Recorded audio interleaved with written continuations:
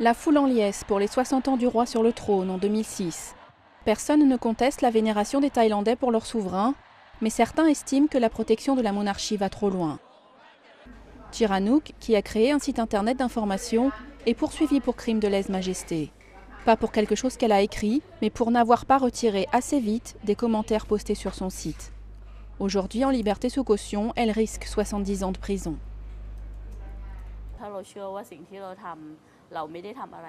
Je pense que je n'ai rien fait de mal. Cette loi est foncièrement en contradiction avec la liberté d'expression. Une seule plainte de n'importe qui suffit pour que la police ouvre une enquête pour lèse-majesté. Et la population est encouragée à dénoncer les contrevenants. Tatarit participe à un nouveau programme lancé par le gouvernement. Avec 40 autres cybermiliciens bénévoles, il épluche les réseaux sociaux pour débusquer les critiques sur la monarchie. Je pense que la liberté d'expression devrait être limitée. Quand les gens disent quelque chose contre l'institution pour s'amuser, c'est mal. Alors on devrait les faire travailler, transpirer et faire des choses utiles pour le pays afin qu'ils réfléchissent à ce qu'ils ont fait. Mais de plus en plus de voix accusent la Thaïlande de mépriser ouvertement la liberté d'expression. Reporters sans frontières a récemment rétrogradé le royaume à la 153e place du classement mondial de la liberté de la presse, derrière la Russie et la République démocratique du Congo.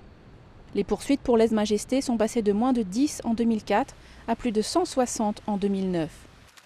Et les opposants à cette loi estiment que le gouvernement l'utilise comme une arme politique, en particulier contre le mouvement d'opposition des chemises rouges. Cette loi de lèse-majesté a en fait été utilisée pour diviser encore plus la société thaïlandaise au lieu de la réconcilier. Il s'agit de dépeindre les rouges comme le camp anti-monarchie de façon très directe. L'objectif, je pense, c'est de discréditer des choses que les rouges pourraient dire, susceptibles de leur faire gagner des voix. Le gouvernement a nié toute volonté d'ingérence politique et souligné que ce seront les tribunaux qui trancheraient ces affaires. Mais une chose est sûre, les débats électoraux éviteront soigneusement la monarchie. Le sujet est bien trop dangereux.